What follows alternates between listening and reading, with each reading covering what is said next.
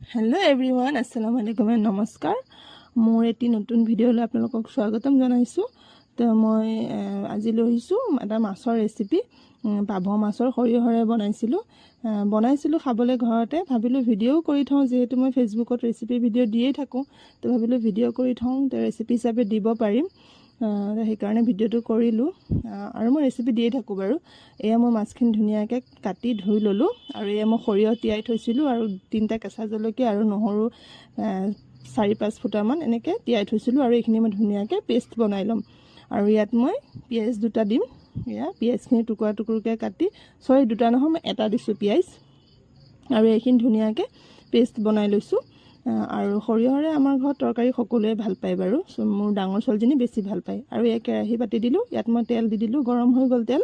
আৰু মই এটা মাছ ভাজি লম যেহেতু মোৰ ছোৱালীজনী ডাঙৰজনীয়ে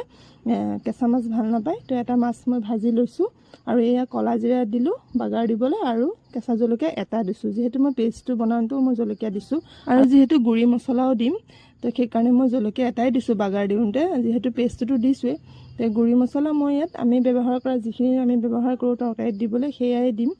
জলকীয়া গুৰি হালধি গুৰি আৰু জিৰা গুৰি আৰু মই এইখিনি সৰিয়হৰ পেষ্টখিনি ধুনিয়াকৈ ফ্ৰাই কৰি লৈছো একদম ধুনিয়াকৈ ভাজি লৈছো ৰঙাকৈ তাৰ পাছত মই গুৰি মছলা দিছো গুৰি মছলাৰ ভিতৰত মই জলকীয়া গুৰি হালধি গুৰি জিৰা গুৰি দি ধুনিয়াকৈ এইখিনি ভাজি মেলি অলপ পানী দিছিলো পানী দি এইখিনি ধুনিয়াকৈ এনেকৈ ভুনিছো ভুনি পেলাই এতিয়া মই ইয়াত পানী দিছো পানী মই একদম জুখৰ দিম যেহেতু মাছটো মই গ্ৰেভি টাইপ বনাম তো মই পানী বেছি দিয়া নাই পানী একদম জুখৰ দিছো আৰু মাছটো বহুত পাভ মাছটো বহুত কোমল থাকে ন তো বেছি পানীত উতলাই থাকিলে ভাঙি যায় মানে সেইকাৰণে মই একদম জুখৰ পানী দিছো তাৰপিছত মাছটো মই এতিয়া ইয়াত এয়া উতল আহি গ'ল মোৰ এতিয়া মই ইয়াত এটা এটাকৈ মাছ দি দিম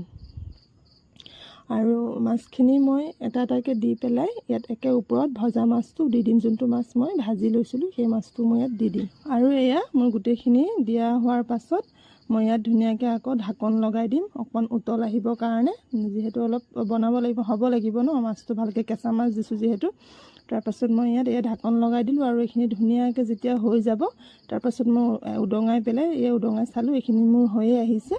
প্ৰায় 10 মিনিট 15 মিনিট মান এইখিনি উতল আহিছে আৰু লাষ্টত মই গেছটো অফ কৰি ইয়াত মই কেঁচা ধনিয়া পাত মানে ওপৰত দি দিছো মই ধনিয়া পাত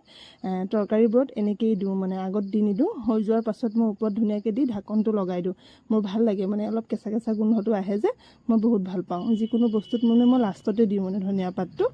আৰু এই মোৰ মাছ হৈ গ'ল পাভ মাছৰ সৰিয়হৰে বনোৱা